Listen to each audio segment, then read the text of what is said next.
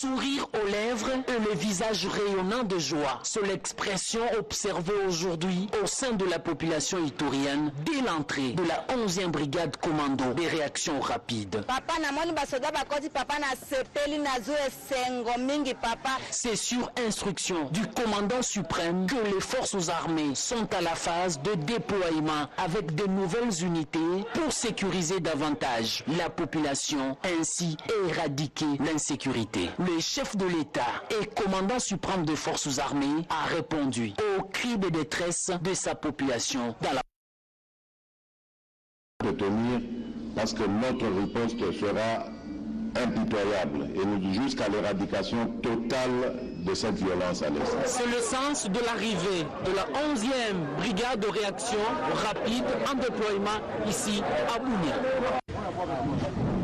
14 personnes au total ont été appréhendées dans la périphérie de la ville de Bunia sur l'avenue Kanyasi au quartier Bakongolo. C'est au cours des opérations éclairées de la 32e région militaire et de la PNC que ces hommes ont été pris la main dans le sac avec une arme du type AK-47, 5 chargeurs d'armes et des effets militaires. Présenté devant la presse locale par le porte-parole militaire ce vendredi 23 avril 2021 au quartier général de la 32e région militaire, certains ont reconnu leur appartenance à la milice Codeco et FPIC, infiltrés dans la ville de Bunia pour orchestrer l'attaque dans la résidence du gouverneur Jean-Baptiste Saïdi. Ils sont venus espionner tout d'abord et ensuite mener une attaque ciblée sur la résidence du gouverneur de province Jean-Baptiste Saïdi. C'est eux qui l'ont dit ça.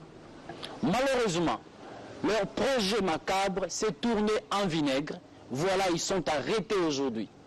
Pour l'occasion, nous saluons la promptitude de la famille de renseignement, entre autres les forces armées, la police nationale congolaise, l'ANR, l'Agence nationale de renseignement, pour ce travail abattu. Et ensuite, nous encourageons et nous appelons notre population à continuer à collaborer avec les forces de défense et de sécurité pour étouffer toute tentative d'infiltration dans la ville de Bunia.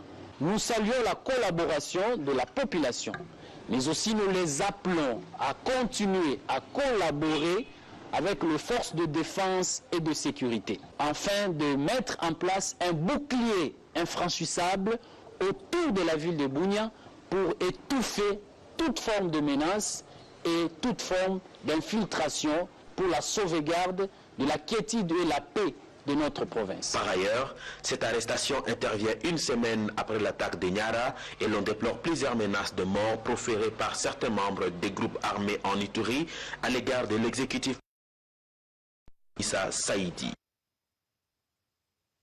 Le secteur opérationnel Ituri a présenté hier au gouverneur de province 7 rebelles ougandais du mouvement Luganda, Orlando Liberation Front, arrêtés dans le rang de la milice Codeco. C'est le groupe de libération de l'Ouganda. Ils venaient à Pandroma voir l'un de leurs contacts